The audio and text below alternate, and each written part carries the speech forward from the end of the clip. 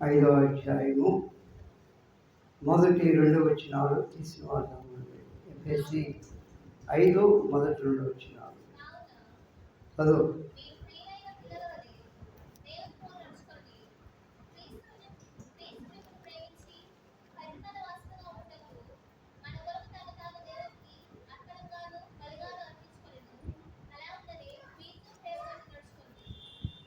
చాలు, ప్రార్థన చేస్తున్నాం. ప్రేమ స్వరూపైన మా ప్రభువా, జీవం కలిగిన మా తండ్రి, ఈ లోకములో అయా ఎందుకు పనికిరానిటువంటి ప్రభువా, మరణపు వాసన కలిగినటువంటి మమ్మల్ని ప్రభువా జీవపు వాసనగాను పరిమళ వాసనగాను మేము ఈ లోకంలో ఉండాలని మమ్మల్ని ప్రేమించి మా కొరకై కలవరి శిలువలో ప్రభువా నిన్ను నీవే బలిగా అర్పణముగాను మీరు అర్పించుకున్న మీ మహాప్రేమను బట్టి వందనాలు, స్తోత్రాలు ప్రభువా. చదవబడిన వాక్య భాగమును మీరు జీవించి నీ వాక్యపు వెలుగులో మమ్మల్ని మేము పరీక్షించుకొని యోగ్యమైన రీతిలో ప్రభువా బలలో పాల్పంపులు పొందుటకు సహాయం చేయమని మనిషి మాతృని మీరు మరుగుపరుచుకొని నీ ఘనమైన నామానికి మహిమ తెచ్చుకోమని మా ప్రభు అయిన యేసు క్రీస్తు నామమున స్తుతించి ప్రార్థించి వేడుకుంటున్నాము తండ్రి, ఆమేన్. మనం చదువుకున్నటువంటి వాక్య భాగములో ఎఫెసీ 5వ అధ్యాయము 1-2 వచనాలు చూడండి. ఇక్కడ అంటున్నాడు, కావున మీరు ప్రియులైన పిల్లల వలె. ఎవరి వలె? ప్రియులైన పిల్లల వలె దేవుణ్ణి పోలి నడుచుకొనుడి. క్రీస్తు మిమ్మును ప్రేమించి పరిమళ వాసనగా ఉండుటకు మన కొరకు తన్ను తాను దేవునికి అర్పణముగాను బలిగాను అప్పగించుకొనెను. అలాగనే మీరును ప్రేమ కలిగి నడుచుకొనుడి. మనం ఈ లోకంలో ఎలా నడుచుకోవాలి, ఎలా జీవించాలి? మనం ప్రభువుని నమ్ముకున్నాం, మందిరానికి వస్తున్నాం ఎన్నో సంవత్సరాల నుండి. ఈ లోకంలో మన జీవితం ఎలా ఉండాలో ఇక్కడ జ్ఞాపకం చేస్తూ ఉన్నాడు. ఎవరిని పోలి మనం నడుచుకోవాలి? కావున మీరు ప్రియులైన పిల్లల వలె దేవుని పోలి నడుచుకోవాలి. ఎవరిని పోలి? దేవుని పోలి నడుచుకోవాలి. ఎలా ఉండాలి? మనం ప్రియులైన పిల్లలను ఉండాలి. చూడండి, ఒక తల్లికి 4 పిల్లలుంటే మరి ఒకడు తల్లి చెప్పినట్టుగా వింటాడు చక్కగా. అప్పుడు ఆ తల్లి ఏం చేస్తుంది? వాడిని ఎక్కువ ప్రేమిస్తుంది. ఎందుకు? వాడు నాకు ప్రియమైన కుమారుడు అని అనుకుంటుంది మనస్సులో. ఒకసారి పైకి కూడా అంటుంది, అయ్యా 4 నువ్వు చాలా మంచివాడివి, నేను చెప్పిన మాట వింటావు. ఆ తల్లికి ఎంతో సంతోషం. ఒకడు ఉంటాడు రెటమతపోడు, వాడు చెప్పిన పని చేయడు, చెప్పని పని చేస్తాడు. బాగా చదువుకుని మంచి మార్కులు రావాలంటే వాడి పరీక్షలో ఫెయిల్ అయిపోతాడు. ఒకవాడు సైలెంట్గా ఉంటాడు, మౌనంగా ఉంటాడు, మూర్ఖత్వంతో బ్రతుకుతాడు. పైకి ఏం మాట్లాడతాడు, తల్లిదండ్రుల ముందు నోరెత్తడు, కానీ వాడు చేసే పనులు వాడు చేస్తూ ఉంటాడు. చాలా జాగ్రత్తగా బ్రతకాలి మన ఈ లోకంలో. మన తండ్రి అయినటువంటి దేవుడు ఆయన తన వాక్యం ద్వారా మనల్ని కన్నాడు, కనెను. అంటే మనం ఎవరి పిల్లలు? ఇప్పుడు దేవుని కుమారులమే, దేవుని కుమార్తెలు. ఇప్పుడు దేవునికి మనం సంతోషం, మన వల్ల దేవునికి సంతోషం కలగాలి, కానీ మన వల్ల దేవునికి దుఃఖమో కలగకూడదు. సంతోషం కలిగిన మన ద్వారానే, దేవునికి దుఃఖం కలిగిన మన ద్వారానే, దేవునికి మహిమ రావాలన్నా మన ద్వారానే, దేవుని నామానికి అవమానం రావాలన్నా మన వల్లనే వస్తుంది. యాకోబు రాసిన పత్రిక 1వ అధ్యాయము 18వ వచనం చదవండి. యాకోబు పత్రిక 1వ అధ్యాయము 18వ వచనం చదవండి. యాకోబు 1:18. ఆయన తాను సృష్టించిన వాటిలో మనము ప్రథమ ఫలముగా ఉండినట్లు సత్యవాక్యము వలన మనలను తన సంకల్ప ప్రకారము కనెను. కనెను అంటే పుట్టెను అని అర్థం. ఒకవాళ్ళని అనుకుంటారు, వీడు ఏ తల్లిగా ఉందో వీడి బతికేది ఎట్టుంది అనుకుంటారు. తెలుసు మీకు? వాడు బజార్లో కూడా తిరుగుతూ చదువు సంధి లేకుండా వాడు రవిడీగా ఈ లోకంలో బ్రతికితే అంటారు వీడు ఏ తల్లికి అంతే, వీడి జీవితం వీడి బతుకు అని చెప్పుకుంటారు. చెప్తారా? చూడండి, ఒక్కొక్కటి పిల్లలు తల్లిదండ్రులు చెప్పిన మాట వింటూ చక్కగా చదువుకొని ఒక ఉన్నత స్థాయిలో మంచి చదువు చదివినప్పుడు వాళ్ళ గురించి ఏం చెప్పుకుంటారు? బాగా చదువుకున్నారని చెప్పుకుంటారు. ఉద్యోగం అనేది దేవుని దయ అంటే, ఉద్యోగం అనేది ఎవరి దయ? దేవుని దయ. మన వంతు మనం బాగా చదువుకోవాలి, మన వంతు మనం చెప్పిన పని చేయాలి, మన వంతు మనం టైం ప్రకారం మందిరానికి కూడా రావాలి. జాగ్రత్త. మనం దేవుని పిల్లలు అనే భయం మన కడుపులో ఉండాలి. ఎవరి పిల్లలు మనం? దేవుని పిల్లలు. మన కన్నాడు ఆయన, కనెను. ఈ వాక్యం ఏం మనకు చదివిస్తుంది? తన సత్యవాక్యము వల్ల మనలను కనెను. సామాన్యంగా కన్యను అనే మాట ఏంటి? పుట్టెను అని అర్థం అన్నమాట. మనం ఎవరు పుట్టామో, మనం ఎవరి పిల్లలు? శారీరకంగామో మీరు ఎవరి పిల్లలు అంటే మేము ఫలానా పిల్లలని చెప్పుకుంటాం. ఆత్మీయంగా మనం ఎవరు చెప్పుకోవాలి? అయ్యా మేము దేవుని పిల్లలని చెప్పుకోవాలి. మరి దేవుని పిల్లలు దేవుని పోలి నడుచుకోవాలి. అదే ఇక్కడ అంటున్నాడు, మీరు ప్రియులైన పిల్లల వలె దేవుని పోలి నడుచుకోండి. దేవుని పోలి నడుచుకోవాలి. ఈ లోకంలో బ్రతికినంత కాలం దేవునినే మనకు ఆదర్శంగా పెట్టుకోవాలి. ఆయన ఎలా జీవించాడో మనము కూడా అలాగే జీవించాలి. ఆయన ఎలా బ్రతికాడో మొదటి పేతురు రాసిన పత్రిక, యేసు ప్రభువారు ఆయన మన దేవుడు, మనం ఆయన పిల్లలు, మనం ఆయన అడుగు జాడల్లో మనం నడుచుకోవాలి. అంతేగాని మన ఇష్టం వచ్చినట్లుగా మనం నడుచుకుంటే నరకానికి వెళ్ళిపోతాం. ఆయన ఇష్ట ప్రకారంగా ఈ లోకంలో మనం బ్రతికితే పరలోకానికి వెళ్తాం. చదవండి, పేతురు రాసినటువంటి మొదటి పత్రిక 2వ అధ్యాయము 24వ వచనం. మనము 21 నుండి క్రీస్తు కూడా మీ కొరకు బాధపడి మీరు తన అడుగు జాడల యందు నడుచుకున్నట్లు మీకు మాదిరి ఉంచిపోయినో. మీకు మాదిరి ఆయన నడిచాడు, మనం నడవమంటున్నాడు. ముందు ఆయన నడిచాడు, మనం ఆయన వెనకమని మనం నడవాలి. ఆయన ఒక మాదిరి పెట్టాడు. ఎలా? మనకు మోడల్ అన్నమాట. మనం ఆయన ఎలా జీవించాడో అలాగే మనం బ్రతకాలి. మనిషికి కొన్ని ఇష్టాలు ఉంటాయి. ప్రతి మనిషికి కూడా కొన్ని ఇష్టాలు ఉంటాయి. దేవునికి కష్టం కలిగించే బ్రతుకు కూడా మనం కలిగి ఉంటాం. ఒక్కొక్కసారి ఆ జీవితాన్ని మనం వదిలేసేయాలి, ఎవరైనా సరే. అందుకని ఇక్కడ అంటున్నాడు, తన అడుగు జాడల యందు నడుచుకున్నట్లు నీకు మాదిరి ఉంచి పోయెను. మొదటి కొరింథీ 11వ అధ్యాయము మొదటి వచనం చదవండి. కొరింథీయులకు రాసినటువంటి మొదటి పత్రిక 11 మొదటి వచనం. నేను క్రీస్తును పోలి నడుచుకొస్తున్న ప్రకారము మీరును నన్ను పోలి నడుచుకోండి. నన్ను పోలి నడుచుకోండి. 2వ వచనం కూడా, మీరు అన్ని విషయములలో నన్ను జ్ఞాపకం చేసుకొనుచు. చాలు అన్ని విషయాల్లో కూడా నన్ను జ్ఞాపకం చేసుకోవచ్చు అంటున్నాడు. ఎవరిని? పౌలు ఇక్కడ మాట్లాడేది కొరింథీ సంఘంలో ఉండే దేవుని పిల్లలకు చెబుతున్నాడు. అన్ని విషయాల్లో కూడా నన్ను జ్ఞాపకం చేసుకోండి, ఎందుకంటే నేను క్రీస్తును పోలి నడుచుకున్న ప్రకారము.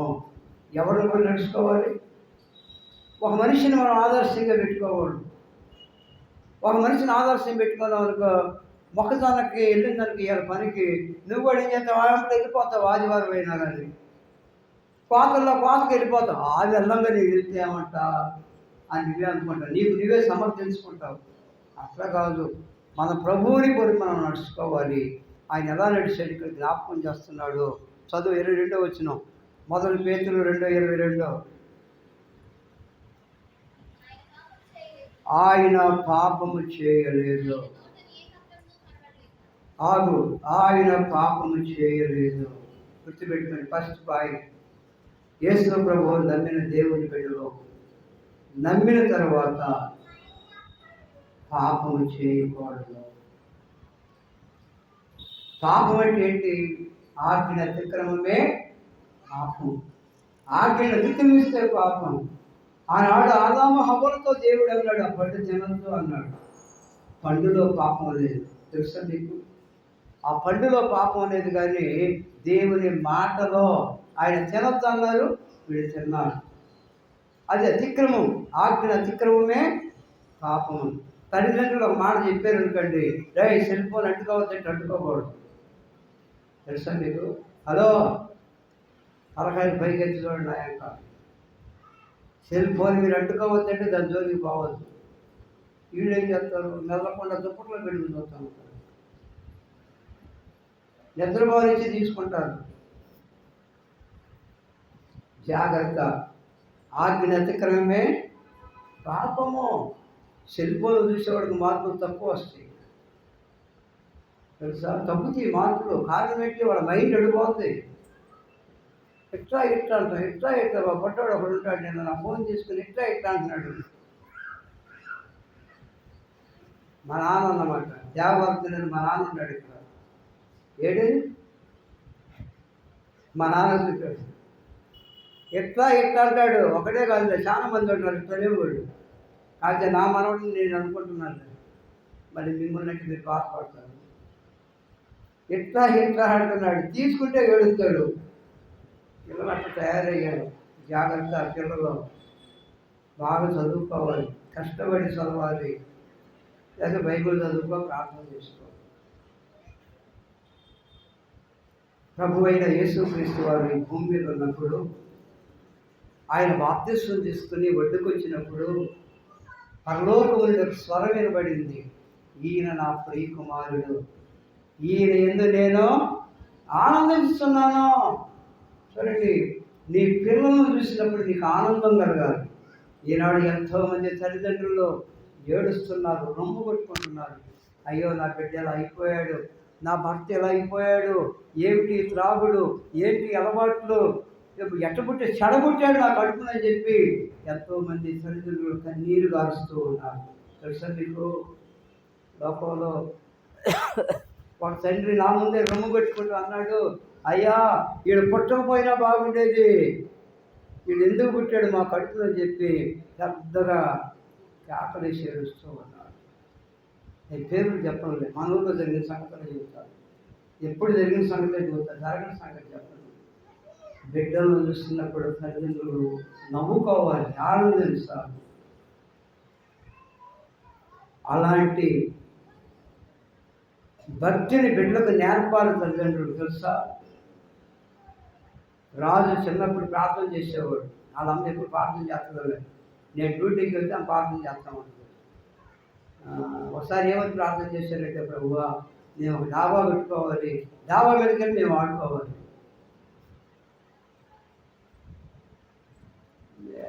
నాతో చెప్పింది, ఇంటికి వచ్చినాక, అయ్యా రాజు యొక్క ప్రార్థన చేస్తున్నాడు, ఇది నిజంగా జరిగిద్దా అని అడిగింది.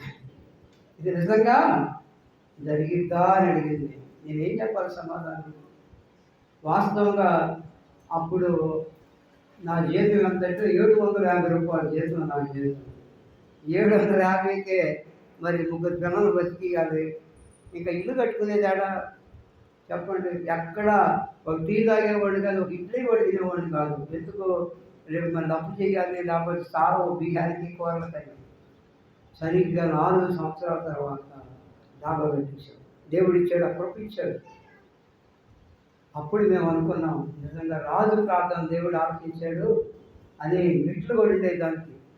కొంతమందికి తెలుస్తుంది, మా ఇల్లు పాత ఇల్లు, పాటలో కట్టిన ఇల్లు, పైకి వెళ్ళి ఆడుకునేవాడు. చూడండి, దేవుడు మనకి ఇచ్చినటువంటి బిడ్డల్ని భక్తిలో పెంచాలి.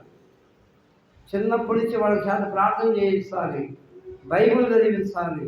వాళ్ళకి బైబిల్లో ఉన్నటువంటి ఆ కథలు వాళ్ళకి నేర్పాలి. అయ్యా, ఇదిగో సమూయేలు ప్రార్థన చేశాడు చిన్నవాడప్పుడే, నువ్వు కూడా చేయి అని చెప్పాలి. అర్థమైందా? సమూయేలు బాలుడైనటువంటి సమూయేలు పాలు విడిచిన తర్వాత యెహోవా సన్నిధినే దేవునికి మొక్కెను అని. అలాంటి జీవితాన్ని బిడ్డలకు నేర్పించాలి. సెల్ ఫోన్లు ఇవ్వకూడదు పిల్లలు. ఇదే మీరు ఇవ్వటం. ఎవరైనా కానీ, ఏ తల్లి అయినా కానీ ఏ బిడ్డకి సెల్ ఫోన్లో ఇవ్వకూడదు. దానివల్ల మైండ్ దెబ్బతింటుంది, సూపు పోతుంది, కొన్నాళ్ళకి సూపు దెబ్బతింటుంది, కొన్నాళ్ళకి మైండ్ మతిమరుపు వస్తుంది, మర్చిపోతారు పిల్లలు, చదువు రాదు ఇక. అందుకని దాని జోలికి పోకూడదు. భూతంతాలు పెట్టాలి. తెలుసు నీకు? పిల్లలు సూపు పోతే ఏం చేస్తారు? వాడు డాక్టర్ దగ్గరికి వెళ్తే భూతంతాలు ఎత్తాడు, ఇంతలో అద్దాలు ఎత్తాడు. వాడు అద్దాలు పెట్టి జరగాలి. ఎందుకు అలాంటి జీవితం? మనం ఈ లోకంలో ఎలా బ్రతకాలి? ప్రియుడైనా పిల్లలను ఉండాలి. క్రీస్తు మన కోసం బాధపడ్డాడు. చూడండి, ఆయన ఎలాంటి మాదిరి చూపించాడు మీ యువత. ఒక్కొక్కటి గుర్తుపెట్టుకోండి. ఆయన పాపం చేయలేదు. మొదటి పాయింట్. యేసు ప్రభువు వారి లోకంలో ఉన్నంతకాలం కూడా ఆయన పరిశుద్ధుడిగానే జీవించాడు. ఎక్కడ మాటలో కూడా ఆయన పాపము చేయలేదు. మనం కూడా అట్లాగే ఉండాలి. నమ్మిన తర్వాత, నమ్మకం ముందు అది ఎట్లున్నా ఎవరు పట్టించుకోరు. నమ్మిన తర్వాత అబద్ధం ఆడితే ఏమంటారు? లేడు పాత్రకి వెళ్తాడు, చూడు అబద్ధం ఆడుతుంది అంటారు, చూడు జగడాలు ఆడుతుంది అంటారు, కుక్క మీద కోడి మీద పెట్టి ఎట్లంటుందో చూడండి అంటారు. వద్దు, ఆ మాటలో ఎవరు అనిపించుకోవద్దు. రెండవదిగా, ఆయన నోట ఏ కపటములో కనబడలేదు. యేసు ప్రభువారు ఈ లోకంలో ఉన్నప్పుడు ఆయన నోట నుండి ఏ కపటం లేదు. ఎక్కడ కపటంగా మాట్లాడలేదు. ఉన్నది ఉన్నట్లుగా ఆయన మాట్లాడాడు. ఆయన నోట ఏ కపటం కనబడలేదు. మన నోట కూడా ఎట్లా ఉండాలి? కపటం ఉండకూడదు. కొంతమంది కపటంతో మాట్లాడతారు. ఎవరైనా హాస్పిటల్ నుంచి ఇంటికి వస్తే పెద్దలతోనే అమ్మ బాగుండావు అంటారు. సత్య బాగుండేది, ఎందుకు వచ్చింది బతికనుకుంటారు మనసులో. తెలుసా మీకు? సమాధానం పెట్టింది ఒకటి మీకు జరిగిన సంగతి చెప్పాను, గుర్తుందా? రోజు వచ్చి దొరనడిగేవాడంట, బాగుంటాడని. చివరికి త్వరగా పిలిస్తే, అయ్యా నువ్వేం పని చేస్తావంటే, అయ్యా నేను సమాధి పెట్టిందో ముగ్గురునేవాడిని చెప్పాడంట. వాడి ప్రేమ తీరిపోయింది. అంటే ఆ దొరగారు చచ్చిపోతే ఒక పెట్టా అమ్ముడు పోతాడు. అది కపటమైనటువంటి జీవితం, కపటమైనటువంటి మాటలు. ఆయన నోట ఏ కపటమునో కనబడలేదు. అలాగే మనం కూడా ఉండాలి. మూడవదిగా, ఆయన దూషింపబడి బదులు దూషింపబడ్డాడు.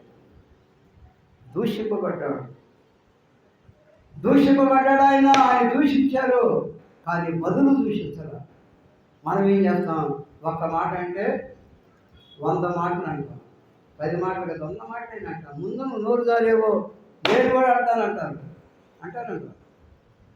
ముందు నువ్వు నోరు జారేవు కదా అని అంటారు. కానీ మనం అవతల వ్యక్తి 1000 మాటలు అన్నా కానీ మనం ఒక్క మాట కూడా మాట్లాడకూడదు. అది దేవుని బిడ్డల లక్షణం. నేను దూషిస్తారు, నేను పోట్లాడతారు, నేల మీదకి వస్తారు నీ మీదకి, అయినా కానీ నువ్వు సహించుకోవాలి. అది ప్రభువు యొక్క జీవితం ఈ లోకంలో. ఆయన ఎన్నో దూషించారు. దయ్యం పెట్టినాడు అన్నారు యేసయ్యని, తిండిపోతాడు అన్నారు యేసు ప్రభు వారిని. ఎవరు ఏనాడు ఆయన పిలిచి అన్నం పెట్టారో లేదో మనకు తెలియదు. బైబిల్లో ఎక్కడ ఒక సందర్భంలో ఉంటుంది, ఒక పరిసయ్యుడు యేసయ్యను భోజనాన్ని పిలిచినట్లుగా. లోకాసు వార్తలో ఉంటుంది ఆ సందర్భం 7వ అధ్యాయంలో. చూడండి, ఈ లోకంలో యేసు ప్రభు వారికి ఉండటానికి ఇల్లు లేదు, సరే తినటానికి మనిషి, ఆయనకి ఆహారం లేకపోయినా బతుకుతాడు. ఆయన ప్రభు దేవుడు కాబట్టి ఆయన తినాలని ఏం లేదు. మనమైతే తినాలిలే, ఎందుకంటే మనం శరీరంతో ఉన్నాం. అని మన యేసయ్య శరీరంతో ఉన్నటువంటి దేవుడు. ఆయన శరీరంతో ఉన్నాడు, ఆయన దేవుడు. మనిషిని రొట్టె వల్ల జీవింపడు, కానీ దేవుని నోట నుండి వచ్చు ప్రతి మాట వల్ల జీవిస్తున్నాం. దేవుని మాటలు మనం బ్రతికిస్తే, దేవుని మాటలు మనల్ని ఆదరిస్తే, దేవుని మాటలు మనల్ని జీవింపజేస్తే. ఒకసారి ఒకటి చనిపోదామని వెళ్ళాడు, అక్కడ దేవుని వాక్యం కనబడింది. ఆ వాక్యం అతన్ని రక్షించింది. దేవుని వాక్యం బ్రతికించేది. చచ్చిపోదాం అనుకున్నాడు, ఇక చావడానికి మనసు రాలేదు. ఎందుకు? నేను నిజమైన దేవుడిని తెలుసుకున్నాను. ఎందుకు చావాలి నేను? ఆ దేవుని కోసం నేను బ్రతకాలి అని నిర్ణయించుకున్నాడు. చూడండి, ఆయన మాటల్లో జీవం ఉన్నది. ఆయన మాటల్లో జీవం ఉన్నది. మన మాటలో మరణం ఉన్నది. గుర్తుపెట్టుకోండి, యేసయ్య మాట్లాడితే చనిపోయిన వాళ్ళు బ్రతికారు, మనం మాట్లాడితే బ్రతికుండా వాళ్ళు చచ్చిపోతారు. మన మాటలు అంత కఠినంగా ఉంటాయి, అంత కష్టంగా ఉంటాయి. కొంతమంది చనిపోయేది ఎందుకు తెలుసా? మాటలు బట్టి. నా అత్త నిన్నట్టు ఉంది, నా భర్త ఎట్లా అన్నాడు, ఎందుకు ఈ బతుకని ఆత్మహత్య చేసి చనిపోయిన వాళ్ళు చాలామంది ఉన్నారు చరిత్రలో. జాగ్రత్త, మన నోట ఏ కపటం ఉండకూడదు. రెండో పాయింట్, యేసు ప్రభు వారు దూషింపబడి, మూడవది దూషింపలేదు. ఎవరైనా మనం దూషించినా నోరు మూసుకుని ఉందామంతే. మరి తిరిగి వాడతాం ఎవరు కూడా, నేనైనా మీరైనా ఎవరైనా వాళ్ళని తిట్టుకోవడానికి ఇస్తే బాగుంటుంది. ఎందుకో తెలుసా? ఒక్కడే తిట్టి ఎంతసేపు తిడతాడు, కాసేపు తిట్టినవారు మూసుకుంటాడు. యువతల మనిషి కూడా మాట్లాడంటే మాటకు మాట ఏమైపోతుంది? తిరిగిపోతూ ఉంటుంది. చూసినప్పుడు కూడా బుద్ధి చెబుతారు, ఎందుకమ్మా ఆమె అట్లాగే ఊరుకుతుంది, ఎందుకు నువ్వు మాట్లాడేది, నోరు మూసుకోమని చెబుతారు. పక్క ఉంటాడు, బుద్ధి చెబుతారు. తెలుసా? ఇవేం మాట్లాడకుండా కాకుండా అనుకో, నీ పక్షంగా దేవుడు ఇంకొకటి చెబుతాడు, ఎందుకు వాడు మాట్లాడతావు మనిషిని, ఏముంది, ఎందుకు నువ్వు నోరు మూసుకోవు అని పక్కంటాడు. బుద్ధి చెబితే నోరు మూసుకుంటారు వెంటనే. మనం మాట్లాడేవరకండి, మాటకు మాట. ఇదేమైతే పెరిగితే తగ్గిద్దా? పొయ్యిలో పొలం ఒక మీద ఒకటి పెడితే ఏమైతే మంట అర్థమైంది. అందుకని దేవుని బిడ్డలు చాలా జాగ్రత్తగా ఉండాలి. నాలుగవదిగా, న్యాయముగా తీర్పు తీర్చు దేవునికి తన్ను తాను అప్పగించుకొనెను. ఇది నాలుగో అనుభవం. న్యాయముగా తీర్పు తీర్చు దేవునికి. న్యాయముగా తీర్పు తీరుస్తాడు దేవుడు. దేవునికి యేసు ప్రభు వారు అప్పగించుకున్నాడు. ఆయన కుమారుడే ఇంటి కూడా దేవునికి అప్పగించుకున్నాడు. మరి మనం అప్పగించుకుంటున్నామా? ఏంటి మన సంగతి ఏంటి? ఎవరైనా ఏదైనా అన్నారనుకోండి, 10 మంది అంటారు దేవుడే చూసుకుంటాడు అని చెప్పి మెదపండి వెళ్ళిపోతారు. 10 మంది ఏం చేస్తారు? ఎదురు తిరిగి నిలబడతారు. ఏంద్రా నువ్వు మాట్లాడేది, ఏందే నువ్వు మాట్లాడేదండి. ఆడవాళ్ళు అయితే నువ్వు ఏంది అంటారు, మగవాడైతే ఏందిరా అంటారు. ఈ రెండు కాకుండా యేసై నమ్మిన వాళ్ళు అయితే ఏం చేస్తారు? మాట్లాడగలని చెప్పి నమ్మకుండా పోతారు.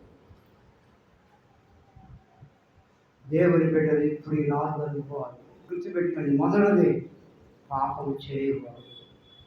రెండవది, ఆయన దూషింపబడి బదులు దూషింపలేదు. ఆయన నోట ఏ కపటమునో కనబడలేదు. నాలుగవది, న్యాయముగా తీర్పు తీర్చు దేవునికి తన్ను తాను. ఇది ప్రభు పోలిక. ఈ లోకంలో ఎలా నడిచాడు? ఈ 4 అనుభవాలు. మొదటిది, ఏ పాపం చేయలేదు. రెండవది, ఆయన నోట ఏ కపటమునో కనబడలేదు. మూడవది, ఆయన దూషింపబడి బదులు దూషింపలేదు. నాలుగవది, న్యాయముగా తీర్పు తీర్చు దేవునికే తన్ను తాను అప్పగించు. ఇది దేవుని కొన్ని నడుచుకోవడం అంటే. సరే, మరి ఇప్పుడు ఇంకొక అంశం ఉంది. అదేమిటంటే, మన జీవితాల్లో మనము పరిమళ వాసనగా ఈ లోకంలో బ్రతకాలి. ఏ వాసనగా? ఒకప్పుడు దుర్వాసనతో నిండినటువంటి వారు మనం. యేసు ప్రభువు నమ్ముకోకముందు మన జీవితం దుర్వాసనతో నిండింది, మరణపు వాసనతో నిండింది. ఇప్పుడు మనం ఎలా ఉండాలి? క్రీస్తు మిమ్మల్ని ప్రేమించి పరిమళ వాసనగా ఉండుటకు తన్ను తాను దేవునికి అర్పణముగాను బలిగాను అప్పగించుకొనెను. అలాగునే మీరు ప్రేమ కలిగి నడుచుకోండి. ఇది రెండో పాయింట్. ఒక పాయింట్కి మరి అర్ధగంట అయింది, రెండో పాయింట్కి గంట అయింది. కూర్చుంటారా, లేచి వెళ్ళిపోతారా? ఏందయ్యా ఏ రకంగా ఉంటాయి? ఒక పావు గంటలో నేను ముగిస్తాను. 15 నిమిషాలు క్లుప్తంగా ఏడకాడ కటింగ్ చేసుకొస్తాను. చూడండి, ఈ లోకంలో మనం ఎలా ఉండాలంటే పరిమళ వాసనగా ఉండాలి. పరిమళం అంటే ఏంటి తెలుసా? అదన్నా తెలుసా? ఒకడే ఇంట్లోనేమో మేఘా మెతుకులేదు కానీ మేసాలకు సంపంగా నుండి వస్తుంది. తిరిగి ఒకడు ఉంటాడు, ఒకవాడు బట్టలు 2 అత్తలు పట్టుకు తిరుగుతాడు ఒకవాడు. ఎక్కువ సాయి కూడా చేస్తారు లేకపోతే ఇంట్లో ఏగల మోత బయటేమో అత్తరు వాసన. మనకు ఉండదులేదు, మనకు ఉండదు, అలవాటు ఉండదు. ఎంత డబ్బు ఉంటా ఏది ఉంటా మనం పని చేయం. కానీ మన జీవితాలు ఎలా ఉండాలంటే పరిమళ వాసనగా ఉండాలి. అయ్యా ఫలానా అతను చాలా మంచివాడయ్యా, ఆ మంచి పేరు సంపాదించుకోవాలి. సుగంధ తైలం కంటే ఏ పేరు? ఎలీషా. మంచి పేరు, మంచివాడని అందరి జాతర తీసుకోవాలి. ఎలీషా ఒక్కడే కాదు, నేనైనా నీరైనా ఎవరైనా. అది ఆ మంచి పేరు. ఆ మంచి పేరే ఒక సువాసన. అర్థమైందా? మంచి పేరు లేదనుకోండి, అయ్యో ప్రార్థనకి వెళ్తాడు కానీ వాకింగ్ చెబుతాడు కానీ ఎంత కోపమో ఇంత అనుకుంటే ఎక్కడ. అవునా కదా? ఎక్కడికక్కడ మనం కంట్రోల్ చేసుకోవాలి, తగ్గించుకోవాలి. శరీరంలో ఉండాలి కాబట్టి కోపం వస్తుంది. ఒకసారి కోపం వస్తుంది, ఏం చేస్తే దాన్ని తగ్గించుకోవాలి, కంట్రోల్ చేసుకోవాలి. తగ్గించుకోకుండా ఎక్కడికి దాన్ని మాట్లాడేసామనుకోండి, ఏం చెప్పుకుంటారు? ఓరి పేరు లేదని చెప్పుకుంటారు. చెప్పండి కదా చెప్పారు. తొందరపడి ఒక మాట నేను అన్నాను కండి, ఏమంటారు? అసలు ఓరి పేరు లేదయ్యా అంటారు. ఆ మాట ఎవరు చేత మనం అనిపించుకోవచ్చు. నేనే కాదు లేదు, మీరు కూడా. పరిమళ వాసనగా మనం ఈ లోకంలో బ్రతకాలి. బ్రతికినంత కాలం మంచి పేరు కలిగి ఉండాలి. ఆ మంచి పేరే సుగంధం, సువాసన. అందుకని ఏమన్నాడు? సుగంధ తైలం కంటే కూడా మంచి పేరు లేదు. మంచి పేరు కలిగినటువంటి వాడి జీవితం పరిమళ వాసనగా ఉంటుంది, సుగంధంగా ఉంటుంది. సుగంధం అంటే ఏంటి? నిషా, సుగంధం అంటే ఏంటి? ఇట్ట కాదు. సుగంధం అంటే మంచి వాసనని. చూడండి, మనకు తెలుగులోనే కొన్ని అర్థాలు మనకు తెలియవు. తెలుగే సుగంధం అంటే. గంధం పడి ఉంది చూడండి, ఎంత మంచి వాసన వస్తుంది. కొన్ని నుండి మంచి స్మెల్ వస్తుంది. కొన్ని పూలు ఉండి చండాల వాసన వస్తాయి. ఆ పూలు కాలేజీలో తగులుతాయి. ఆ పూలు నువ్వు చేతితో పట్టుకి తన్నామంటే చీ అనిపిస్తుంది. మల్లె పువ్వు పట్టుకుంటే ఇక ముక్కు దగ్గర పెట్టుకున్న వాసన పడుతూ ఉంటారు, పరిమళ వాసన. అలాగైతే ఈ లోకంలో మనం ఎలా బ్రతుకుతున్నాం? మనం పరీక్ష చేసుకున్నాం. ప్రభు బలంలో చేయవేటప్పుడు మన జీవితాన్ని పరీక్ష చేసుకోవాలి. ప్రభువా, నేను పరిమళ వాసనగా ఉన్నానా లేకపోతే దుర్వాసనగా ఉన్నానా?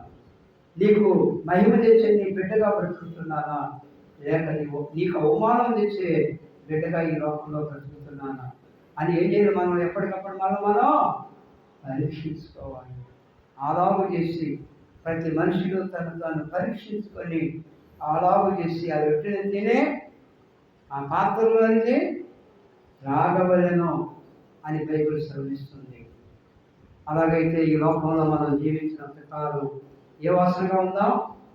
పరిమళ వాసనగా మంచి పేరు వెళ్ళినటువంటి వారిగా బ్రతుకుదాం. మనకు అందరికీ మంచి పేరు ఉన్నప్పుడు జనం ఏం చెప్పుకుంటారు? ఫలానా షాలేం సంఘం మంచి సంఘం అని చెప్పుకుంటారు. మనల్ని బట్టి ఆ పేరు వస్తుంది. మన సంఘానికి, మన కుటుంబానికి, తల్లిదండ్రులకి, మన బంధువులకి, అందరికి కూడా ఆ మంచి పేరు మనం సంపాదించుకుందాం. మన సంఘం కూడా మంచి సంఘం అనిపించుకుందాం. ఏదైనా తేడా వచ్చిందనుకోండి, వాళ్ళ ఆ సంగతిలో బలేవాళ్ళు గురించి చెప్పారు అనిపించుకోవద్దు. మన జీవితంలో ఎన్నడూ కూడా ఈ బాధ్యత, ఈ భారం మన అందరి మీద ఉంది. నా ఒక్కడి మీద, నీ ఒక్కడి మీద లేదు. ఇక్కడ కూర్చున్న అందరి మీద కూడా ఈ బాధ్యత ఉంది. ఓర్చుకుందాం, సహించుకుందాం. సహించిన వారు ధన్యులను ఉంది బైబిల్లో. కాబట్టి సుగంధ తైలంగా ఒక మరి ప్రభువుకి మహిమ తెచ్చే ఆయన ప్రజలంగా మరి దేవుని పోలి నడుచుకుంటూ మనం ఈ లోకంలో బ్రతకాలి. నేను పావు గంట అన్నాను కానీ 5 నిమిషాల్లోపే ముగిస్తున్నాను. అందరి కళ్ళు మూసుకెళ్ళి ప్రార్థన చేసుకొని ప్రభు వల్ల పాల్గొంటున్నాను. 5 నిమిషాల్లోనే అయిపోయింది అమ్మ. ఇది ఆపేసేయండి.